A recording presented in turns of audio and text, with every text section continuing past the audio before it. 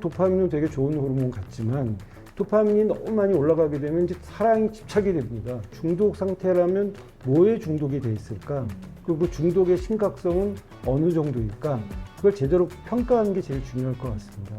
오늘은 도파민 전문가이시면서 연세대학교 내분비내과에 계신 안철우 교수님 모셨습니다. 네, 교수님 안녕하세요. 예, 안녕하세요. 네, 간단하게 소개 좀 부탁드립니다. 저는 이제 강남 세브란스 내분비 당뇨병 센터에 있는데요. 내분비 당뇨병 센터라는 것이 이제 결국은 호르몬을 연구하고 또 호르몬에 관련돼서 이제 진료를 보는 학문이거든요. 그래서 그쪽을 통해 가지고 제가 지금 여러 많은 대사 질환들 또는 호르몬 질환 환자들을 보고 있습니다. 네. 오늘 교수님을 모신 이유가 바로 도파민 때문입니다. 혈당 그리고 고지혈증 관리해야 된다는 거, 그리고 또 내장 지방 찌지 않게 또 뱃살 관리해야 된다는 거, 이거 다 알고 있거든요. 맞습니다. 그럼에도 불구하고 이게 자꾸 잘 안 되는 이유가 달고 기름진 음식에 중독돼서, 맞습니다. 야식에 중독돼서, 나쁜 습관에 중독돼서 네, 예. 이런 문제가 있단 말이죠. 저희가 또 중독을 얘기하다 보면은 네, 가장 중요한 게 도파민인 것 같아요. 네, 그래서 예. 그러다 보니까 저도 교수님이 쓰신 오. 이 책을 예. 읽게 되었습니다. 네, 예. 근데 이제 읽다 보니까 궁금한 게 예. 교수님은 호르몬 전문가시잖아요. 네, 근데 예. 어떻게 특히 이렇게 도파민에 좀 주목을 하게 되셨는지가 궁금해요. 도파민도요. 사실은 호르몬이 일종이거든요. 가장 원시적인 호르몬이라고 할 수도 있습니다. 왜냐하면 도파민이 뇌로 가면 노르에피네프린이 되고요. 신장 위에 부신이라고 있거든요. 네. 부신으로 가면은 에피네프린이 되거든요. 그래서 이제 아드레날린이라는 호르몬이 있지 않습니까? 네네. 그게 이제 뭐 헐크처럼 막 분노하고 이런 게 아드레날린 호르몬인데 그게 에피네프린 호르몬하고 같은 얘기거든요. 그래서 도파민도 역시 호르몬이기 때문에 저희 내분비내과에서 많이 연구하고 있고요. 지금 말씀하셨지만 당뇨병, 고지혈증, 고혈압 이런 것들을 우리가 생활습관병이라고 하지 않습니까? 이 생활습관에는 결국은 나쁜 습관과 좋은 습관이 있다면 이 습관을 갖다가 이제 잘 관리를 해야 되는데 그 관리를 못하는 거는 중독 때문에 그렇거든요. 그래서 중독과 관련된 대표적인 호르몬이 도파민이기 때문에 거의 이제 호르몬 전문가인 제가 도파민 연구를 많이 할 수 없게 된 거죠. 근데 보통 의지를 좀 네, 탓하잖아요. 맞습니다. 내가 너무 의지가 약해서 예, 예. 그래서 또 이걸 못 지켰어. 보통은 그렇게만 많이들 생각하시거든요. 네, 그 안에 도파민의 문제일 수도 있다. 맞습니다. 환자들이 가장 얘기하는 게 어저께 또 내가 당뇨병인데 또 달달한 걸 먹었다. 기름진 걸 또 먹었다. 뭐 이제 뭐 짜게 먹게 된다. 근데 이런 것들이 내 의지의 문제라고 자꾸 생각하고 자괴감에 빠지는데요. 그게 이제 그 의지를 갖다가 결국은 조종하는 것도 호르몬이기 때문에 굳이 탓을 한다면 호르몬의 탓을 돌려야 되겠죠.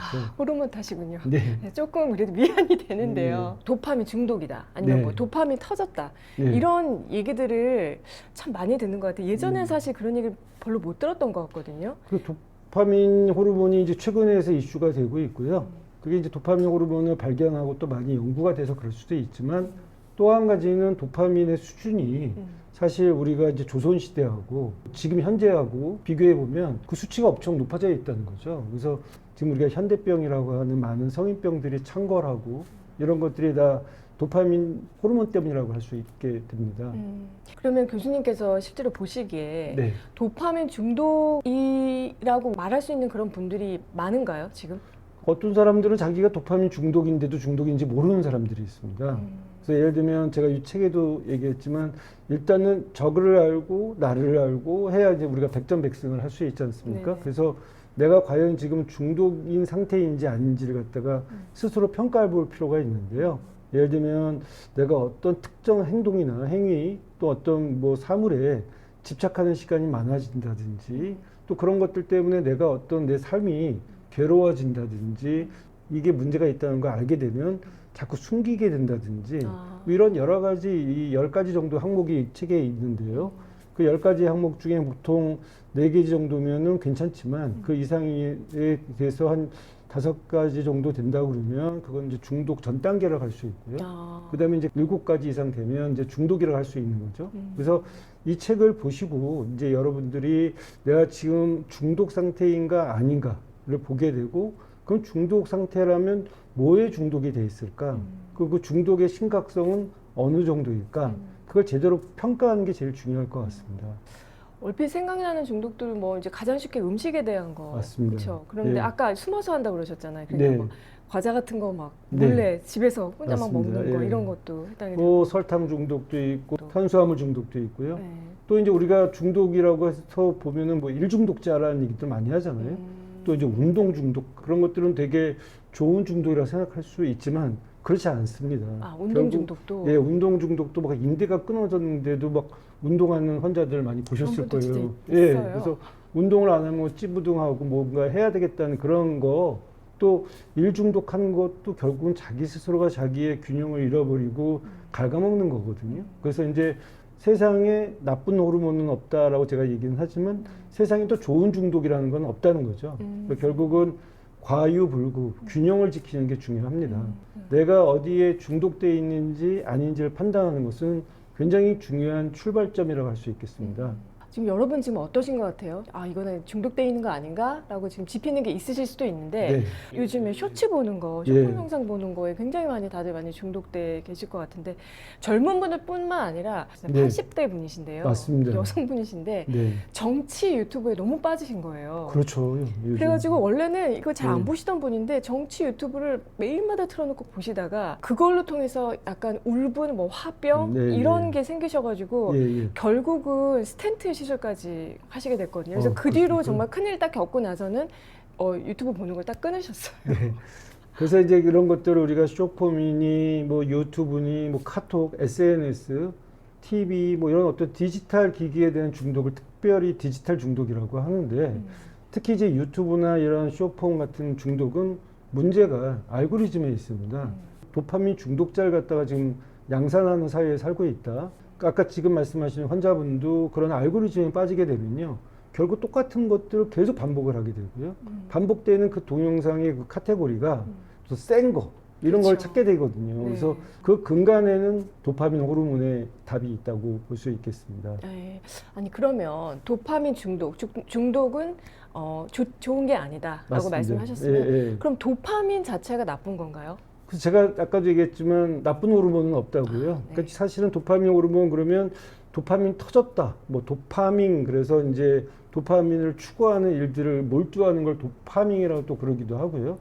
그렇게 따지면 도파민이 좋은 호르몬 같지만 지금 말씀하신 것처럼 도파민 중독이라고 그러고 도파민 디톡스라고 그러면 독성 있는 물질을 빼낸다는 건데요. 그런 의미는 또 도파민이 나쁜 것 같은 느껴지게 되고 그쵸. 굉장히 혼란스럽죠. 근데 사실 도파민은 죄가 없고요. 도파민 호르몬이 좋은 호르몬도 아니고 나쁜 호르몬도 아니고 좋게 작용할 수도 있고 나쁘게 작용할 수도 있지만 결국은 중심은 내가 균형을 갖냐 안 갖냐의 문제가 되겠습니다. 그럼 도파민이라는 호르몬에 대해서 저희가 조금 알아야 될 것 같은데 이게 어떤 작용을 하는 호르몬인가요? 그러니까 대부분 사람들이 이제 도파민 호르몬 그러면 쾌감, 쾌감 그쵸. 이렇게 네, 쾌감. 느끼는데 사실은 그렇지는 않고요. 진짜 쾌감 호르몬이라고 그러면은 뭐 엔돌핀 같은 호르몬이 진짜 쾌감 호르몬이죠. 막 참을 수 없는 어떤 극치감을 주는 호르몬도 있고요. 러너스 하이라는 거 있잖아요. 요즘 이제 달리기 열풍이 불고 있는데 사실 그때 이제 즐거움을 줄 수 있고 쾌락을 줄 수 있는 호르몬은 엔돌핀이고 엔돌핀. 또 잔잔한 기쁨 같은 것들이 있잖아요. 그런 것들은 이제 세로토닌 같은 것들이 있고요. 그렇지만 도파민은 그런 정도의 결이 틀린 좋은 감정을 주기도 하지만 본질은 동기부여 쪽에 있는 거고요. 보상에 관련된 호르몬이고요. 실제 도파민은 또 신경 전달 물질일 수도 있습니다. 그래서 도파민이 호르몬으로서 작용도 하고요. 신경과 신경의 시냅스라고 있는데 거기에서는 어떤 신경의 정기적 전후를 다른 신경에 넘겨주는 역할을 하고 있거든요. 그래서 도파민은 굉장히 다양한 얼굴을 갖고 있는 화학 물질, 호르몬이다라고 할 수 있겠습니다. 그러면 조금 더 구체적으로 도파민이 너무 부족하면 보통 이제 어떤 증상이 나타나고 또 반대로 도파민이 너무 과하면 또 네. 어떤 증상이 나타나는지 좀 맞습니다. 알려주세요. 그래서 도파민이 사람을 처음 봤을 때 호감을 느끼게 하는 호르몬이라고 해서 별명이 첫째는 호감 호르몬이라는 말도 있습니다. 그래서 우리가 사랑의 감정이 일단 호감부터 시작하지 않겠습니까? 그래서 4분 안에 우리가 이렇게 사람을 봤을 때 도파민이 안 나오면 지금 호감을 못 느끼고 비호감이 된다는 거예요. 도파민이 나오셨습니까? 네, 나왔습니다. 근데 도파민이 나오고 그 다음에 이제 페네트라민이 나오고 그러면 이제 플라토닉한 사랑이 이루어지는 거죠.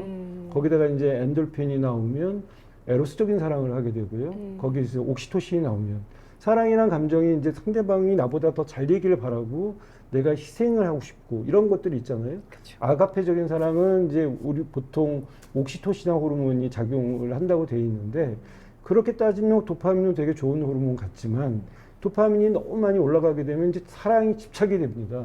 그래서 이제 뭐 의처증 환자라든지 의부증 환자라든지 어떤 충동적인 행동을 하게 되는 것이 도파민 호르몬이 많아지게 되거든요. 그래서 충동 구매를 하는 사람들, 예를 들면 도박을 하거나 게임 중독에 빠진 사람들 보면 도파민 호르몬이 막 올라가 있어요. 더 올라가게 되면 이제 조현병 같은 어떤 정신적인 심각한 어떤 질환까지. 질환이 될 수도 있고요. 제가 그 책에서도 이제 뭉크 씨 도파민 과잉입니다라 얘기한 거는 네. 뭉크의 그 자화상을 보면 뭉크 자체가 이 도파민이 많이 나와서 감정 조절을 못하는 그런 어떤 상황이라고 볼 수 있는 거죠. 근데 이게 운동신경에도 관여되기 때문에 도파민이 많이 나오면 이 행동이 굉장히 과하게 됩니다. 그래서 무도병이라는 병 아시죠? 춤추는 듯이. 춤추는 듯이 이게 걷는 이런 거가 사실은 이게 어떤 작은 어떤 운동 조절을 못하기 때문에 이름 자체를 무도병이라고 이름을 붙였는데요. 반대로 그 도파민이 줄어들게 되면 어떻게 되냐면 감정을 못 느끼게 됩니다. 그래서 우리가 야스퍼거 증후군처럼 어떤 사람에 대해서 공감 능력이 떨어지게 되고요. 감정을 못 느끼게 되죠.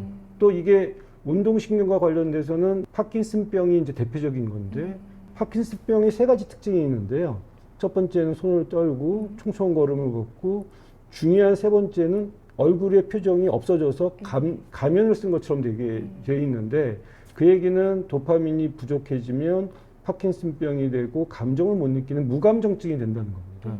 그래서 이 도파민도 결국은 문제가 될 수도 있고 많아도 적어도 문제가 되는데 특히 이제 이 도파민이 너무 많이 나오다가 나중에는 이제 이게 원천 봉쇄가 돼서 도파민이 안 나오게 되면 무기력증에 빠지고 우울병이 생길 수도 있거든요. 그래서 결국은 이런 균형을 지키는 게 중요하다고 말씀드릴 수 있을 것 같습니다.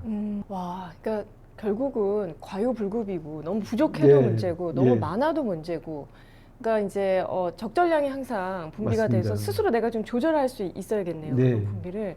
그런데 이제 도파민이 너무 이제 과하게만 나왔을 때 우리가 그거를 중독이라고 이라고 얘기를. 할 수도 있고 또 중독이 되는 과정을 보게 되면요. 네네. 도파민이라는 건 투수입니다. 예를 들면. 그래서 도파민이 많이 나오면은 도파민의 이제 수용체는 줄어들게 돼 있습니다. 도파민이 10개 나오다가 20개 나온다 그러면 포수들은 10개에서 5개로 줄어들어 가지고 내 스스로 조절을 하게 되는 거죠. 그렇게 되면은 같은 자극인데도 도파민이 많이 나온다고 하더라도 실제적으로는 제대로 그 도파민이 작용을 못하게 되니까 더 많은 도파민을 우리가 찾게 되는 거죠. 그렇게 되기 때문에 중독이 되고 내성이 생기는 겁니다. 그래서 도파민 수용체가 자꾸 줄어들면 줄어들수록 더 격한 어떤 자극이 필요하게 되고 그렇기 때문에 이제 우리가 중독에 빠져드는 실마리가 되는 거죠. 그러니까 수용체도 굉장히 중요한 역할을 하는 거군요. 호르몬 자체도 문제지만. 예, 그래서 제가 이 책에 도파민 밸런스라고 얘기한 이유는 도파민이 나쁜 호르몬도 아니고 좋은 호르몬도 아니고 무조건 내가 몰아내는 호르몬이 아니라 왜 질병과 같이 살아야 된다는 그런 얘기처럼 도파민을 우리 안에 두고 같이 이게 균형을 잡아야 된다는 뜻으로 도파민 밸런스 얘기를 한 건데요. 과유불급의 균형이 첫 번째 균형이고요. 두 번째 균형은 도파민 호르몬과 도파민 수용체의 균형을 얘기하고 싶었던 거고요.